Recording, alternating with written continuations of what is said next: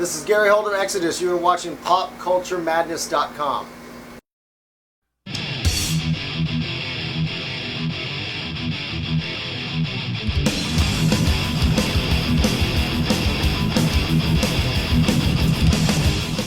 Hey, what's up everybody? This is Keith with PopCultureMadness.com.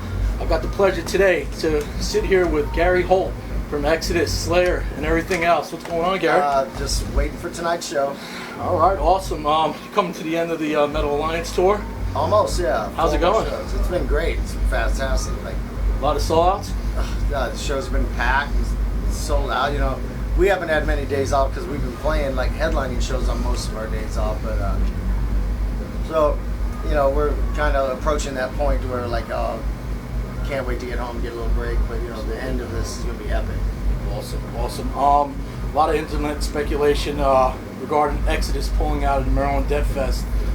Most people are kind of aiming that speculation at you. Can we talk a little bit about that? Kind of put the record straight, let everybody know what's going on, straight from the horse's mouth.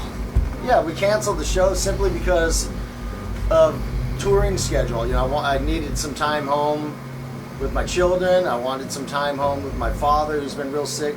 And you know, we didn't think we had to like go into such great detail about it. You know, because when we had originally last year booked the Heaven and Hell Festival, and it got rescheduled, and it happened to fall in May. And you know, it's like, you know, when the kids are in school, I see them on weekends. You know, and I, with me being gone all of June and all of this, you know, month, I would have had like one weekend at home with the kids and very limited time with my father. You know, so it came down to like, you know, even though it seems like, oh, what's a big deal? It's only one weekend. Well, you know, that's when I see, you know, most of my family, and so we just ended up having to cancel it. Originally, the band was going to do it with Rick Huno filling in, but just scheduling the rehearsal time and everything became problematic. How's Dad doing? He's doing better. You know, I talked to my mom yesterday, and he's hanging in there. Is it tough being on the road? Dad's homesick. Yeah, kids are home. I mean, super tough. It's a lot of stuff, and more than anybody else in the band, you've got a lot of flames going on all over the place. Yeah, exactly. And then all this shit happens at once. You know, like, I mean, right prior to the start of this tour, you know, there was a point, you know, my father's back in the hospital. I didn't know I'd be on this. You know, so, you know, and it came down to nothing but having to like pick my battles of like, I've got to like create a little extra time at home, and that's all it was. You know, it wasn't because you know, to quit the band or anything. I'm playing the weekend before, you know, or weekend after, I forget which, in Monterrey, Mexico. You know, so. Absolutely. Exhibit A, the Atrocity Exhibition, and Exhibit B, the Human Condition, they were true metal masterpieces. Thank you. Can we talk a little bit about those albums? I mean, they really were amazing albums. I mean, this long into the game, you guys are still putting out killer albums. Let's talk about it. Shoot. Well, always let's talk about the albums. I mean, you know, it's what are you hard for me playing to on talk the about my own tour? shit, you know, just you know, I mean, we go out and try to make the best fucking album we can, and we go in with no notion of what an album should be like, you know, like, you know, I mean, over the last few years, and as a compliment, I remember one German magazine said we'd become the Rush of thrash metal, and I'm like, oh, that's kind of cool, I guess. Absolutely. Well, let's you know, put because this out. we write these long orchestrated songs now, and you know, some people are like, oh, well, you know, they should write 4-minute thrash songs, but you know, when we wrote those 4-minute thrash songs in 1985, we weren't writing what anybody thought we should either. You know? Absolutely. Otherwise, we certainly wouldn't have written some of these songs. Really, I guess aside from that, the albums seem to get better with time. I mean, what makes it happen?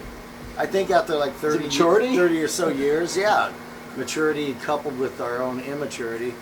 But I think after so many years, you really start getting good at this. You know? Absolutely. If you're not, by then, you should find another occupation. It's been a couple of years. Are we doing any new music? Are you guys working on anything? Are you putting anything together? I'm writing. Lee's got a ton of riffs, and I'm starting to get to the stage where I'm starting to write down lyrical ideas and get to that. You know, at the same time, we don't feel we're in a hurry.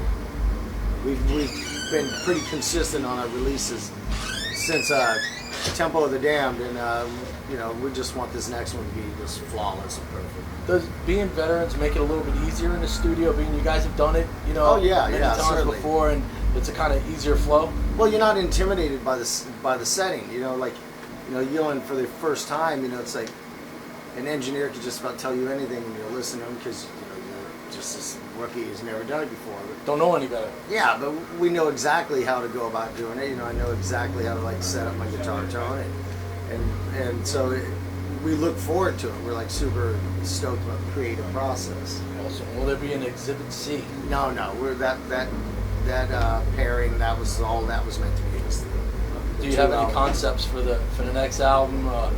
Brutal. Absolutely. As long as that's happening, there's going to be another 30 years of Exodus. Yeah, it's going to be super brutal. That's awesome. Awesome. I mean, everything I've been writing is fast as fuck. So. Last time I personally saw this lineup between Exodus and Anthrax, I'm embarrassed to say, for me, I'm getting older too. It's 1989, the Felt Forum in New York. And absolutely. How has it changed since then? How's music changed for you guys? And you've been in the game for a long time, man. It's changed a million ways. Bands are far more dependent on like touring revenue and merchandise and shit now. Because album sales are never going to be what they used to be. But at the same time, you learn how to actually make money at it. It's like you learn where not to spend it. You learn to pay attention where your money goes. I'm sure, like with the years that you guys have been into it, you've probably seen those downfalls that other bands are taking those roads, and it must actually seem to get a little bit easier because you do know where those pitfalls are, and you do know who's out there to take advantage of you or to manipulate. I mean, when I was younger, all I cared about was going out and playing and getting fucked up at the show or whatever, and hell, I was probably well into my career before I ever questioned where my money was going.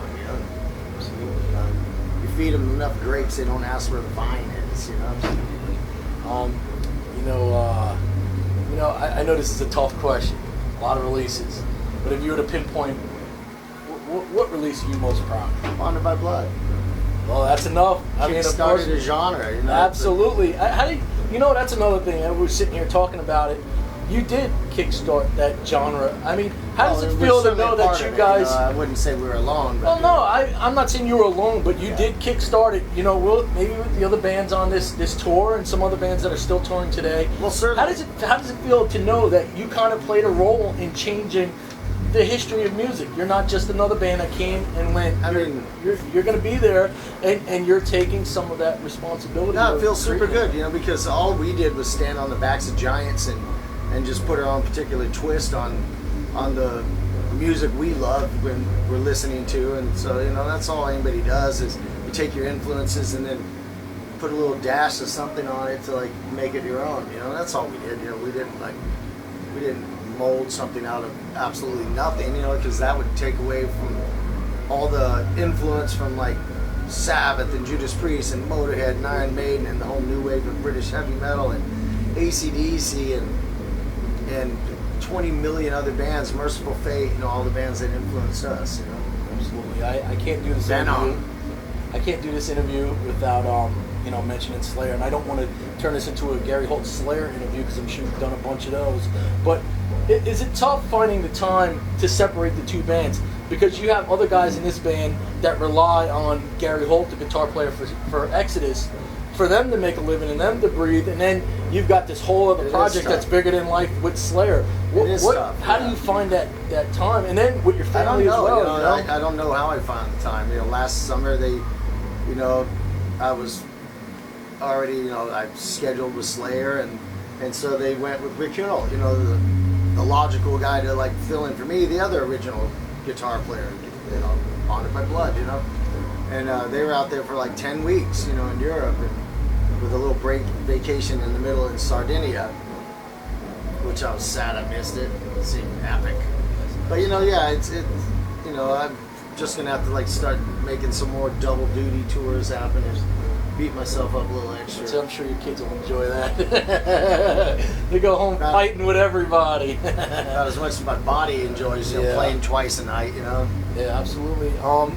Too is again, and I don't want to get too deep into it, but is there any kind of thoughts in the Slayer camp about some new writing, maybe new music, new recording, what the future holds? I mean, there's a lot of individual, situations going on with Slayer, and you're kind of just the outside guy, I would imagine, in a sense. Are they doing anything? Are they making new They're music? writing, yeah. Kerry's been writing nonstop, and he's demoing stuff. So see what happens. I don't know what the status of Jeff's rehabilitation is, but he's working on it. Okay. It's a long road, Absolutely. to come back from what he's had to go through. So is it fair to say that as the future goes on, you'll kind of be doing double duty for Exodus and Slayer, and just kind of filling in those spots when those guys start doing festivals in the summertime? Yeah, I'll do it as long as my body doesn't break down, which times is quite often. Absolutely. Yeah, it's like, Well, I wanted to ask you about your signature model for Schecter. yeah. One of the few guitars out there. I'm a lefty, and I enjoy playing lefty instruments. Schecter makes a lot of lefty instruments, and your guitar is pretty nice. Is there going to be a future one? Yeah, the new one, well, I have two now. They have the basic black and red, and then they have the Damnation V, which has like the pit of skulls and graphic on the top. And, we'll do a couple different twists on it. Any talk about the blood splatter white? Everybody wants the blood splatter. So can you make one in lefty for me? And I send keep it telling to them, Maryland? I keep telling them to we need to do a limited run, because they're all the blood splatters all done by hand. That's why it looks like a crime scene. It looks so good, and everybody wants it. And why don't we just do a limited run? Because that's the first question I get. What's up with the blood splatter? Awesome. It was pretty awesome. Lastly, can you let people know where they can find out about Exodus, where they can find out about Schecter Guitars, Gary Holt, whatever else? You've got 100 things going on. Yeah. So I'm going to sit back and just give you, 10 minutes to let them know all the things you got going on. I don't need 10 minutes. ExodusAttack.com. That's where you can go and find out any tour news and all that stuff. And SchecterGuitars.com and just see everybody out on the tour.